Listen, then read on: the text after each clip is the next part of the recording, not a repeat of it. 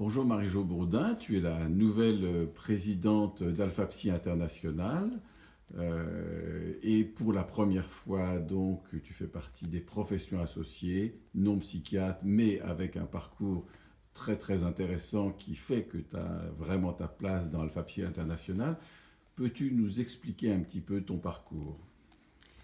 Eh bien, merci Thierry. Oui, effectivement, donc j'ai été élue présidente d'Alpha Psy International en juillet dernier.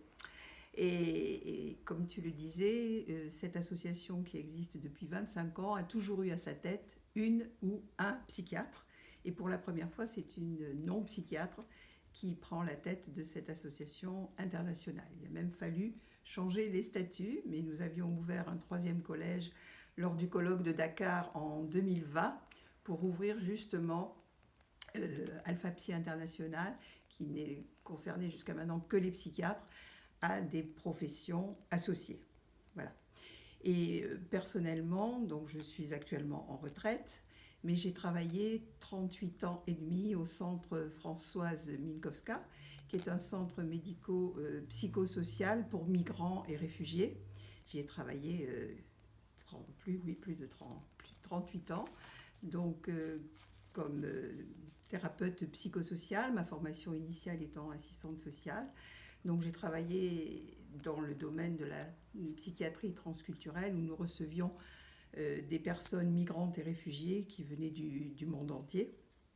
Et plus particulièrement, je me suis intéressée à la question de l'excision.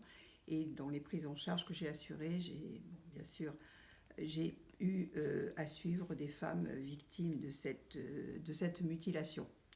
Donc, nous avons eu dans ce centre, lorsque j'y suis entrée, nous avions une approche, on va dire, focalisée sur la culture, où nous étions organisés en plusieurs équipes, plusieurs aires géoculturelles. Dans chaque équipe, il y avait un psychiatre, une psychologue, une assistante sociale et une secrétaire qui parlaient la langue des patients que nous recevions.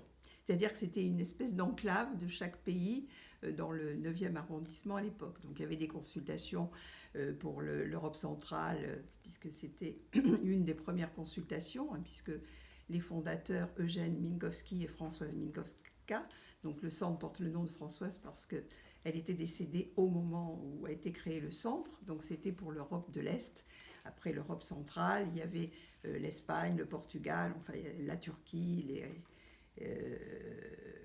le Maghreb, etc., l'Afrique noire. Et donc, cette ère géoculturelle. Donc, c'était vraiment très focalisé et centré sur la culture. Et on a un collègue qui était le directeur médical qui est parti aux États-Unis et qui est revenu avec l'approche de l'anthropologie médicale clinique.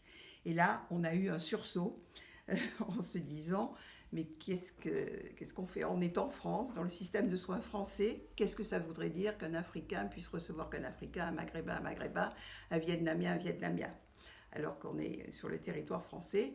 Et donc, comme j'aime à le dire, on a fermé l'agence de voyage et on s'est organisé en une seule équipe pluridisciplinaire et plurilingue.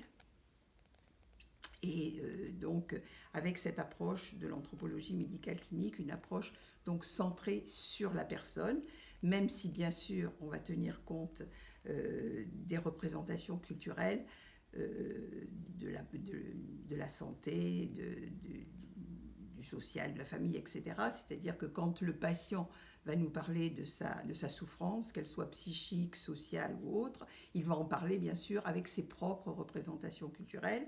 Et le thérapeute en face va aussi répondre avec ses représentations culturelles. Donc c'est une confrontation des représentations culturelles et des modèles explicatoires. Voilà. Ce qui permet de nous centrer plus sur la personne. Quand on reçoit quelqu'un, on a en face de soi monsieur ou madame un tel et pas une culture. Bon, même si, bien sûr, comme je l'ai dit, on aura les éléments culturels. Et dans cette approche, il s'agit de ne pas pathologiser ce qui est culturel, ni culturaliser ce qui est pathologique. Voilà.